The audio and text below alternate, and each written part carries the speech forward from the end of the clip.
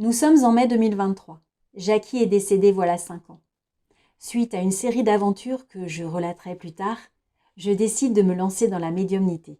Je commence par ouvrir une page Facebook, les messages angéliques. Ce matin-là, un dimanche, ma première publication sur ma nouvelle page fait allusion à l'histoire du parfum de Jackie. Le soir, alors que je prépare mon sac pour aller rendre visite le lendemain à une personne âgée que j'accompagne, je décide de prendre avec moi le livre d'Anne Ancelin, Aïe mes aïeux.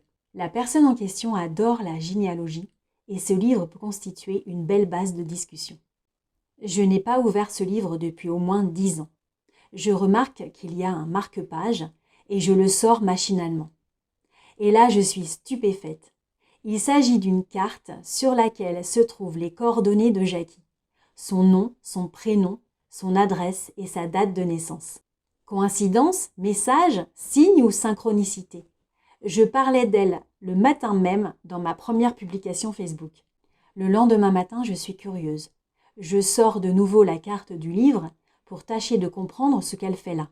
Si j'ai prêté ce livre à Jackie, c'était avant notre dispute en 2006, soit voilà plus de 17 ans. Donc ça voudrait dire que je n'ai pas ouvert ce livre depuis 17 ans finalement. C'est possible. Mais d'où vient cette carte ? En plus des coordonnées de Jackie, il y a le nom d'un organisme, la Banque française des yeux. Il y a aussi des instructions au dos de la carte. Quant au nom de la carte, je suis bluffée. Il s'agit d'une carte de donneur Dieu.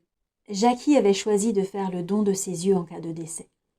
Sur le dos de la carte, il est écrit que le prélèvement devra être fait dans les 8 heures suivant le décès, en prévenant d'urgence le siège social de la Banque française des yeux.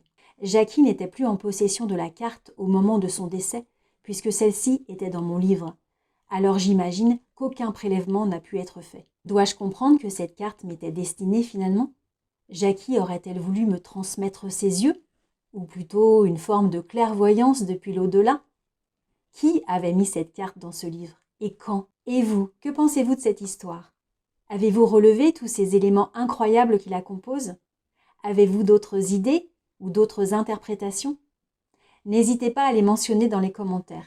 Je me ferai un plaisir de les lire. Très bonne soirée et à bientôt.